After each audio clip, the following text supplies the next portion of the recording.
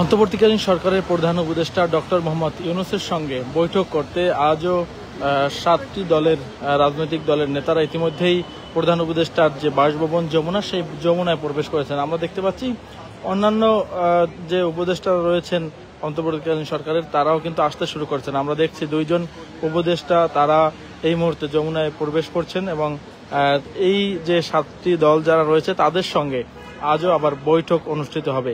এর আগে NCP, BNP এবং জামায়াতের সঙ্গে বৈঠক করেছিল প্রধান উপদেষ্টা এবং সেখানে দেশের রাজনৈতিক পরিস্থিতি, নির্বাচন নিয়ে যে রোডম্যাপ, সেটির মূলত আলোচনা হয়েছিল বলে জানিয়েছিলেন প্রেস সচিব। এবং আমরা এর পরবর্তীতে দেখেছি যে জাতীয় পার্টির ইস্যু, সেটি নিয়েও জামাত এবং এনসিপি তারা আলোচনা বলেছিলেন এবং তারা বলেছিলেন যে যেহেতু আওয়ামী লীগের যে শাসনামল, সেই শাসনামলে তাদের প্রধান সহযোগী ছিল জাতীয় পার্টি, সেই কারণে তারা এনসিপি এবং জামাত, বাংলাদেশ জামায়াতে ইসলাম, তারা এই যে রাজনৈতিক দলটি অর্থাৎ জাতীয় পার্টি তাকে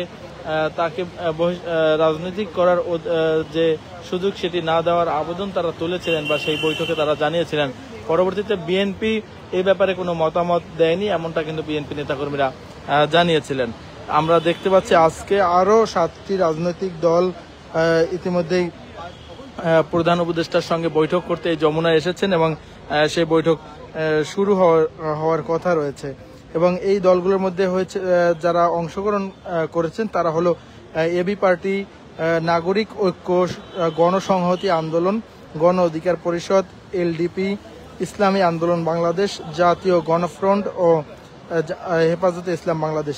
এই 7টি দলের রাজনৈতিক নেতারা আজকে এই প্রধান উপদেষ্টার বাসভবন যমুনা এসেছেন এবং গণ অধিকার পরিষদের সভাপতি নুরুল হক নূর, তিনি অসুস্থ থাকায় এবং তার চিকিৎসার বিষয়ে কথা বলতে তার সহধর্মিণী তিনি কিছুক্ষণ আগে যমুনায় প্রবেশ করেছেন এবং গণ অধিকার পরিষদের যিনি সাধারণ সম্পাদক রয়েছেন রাশেদ খান, তিনিও এসেছেন।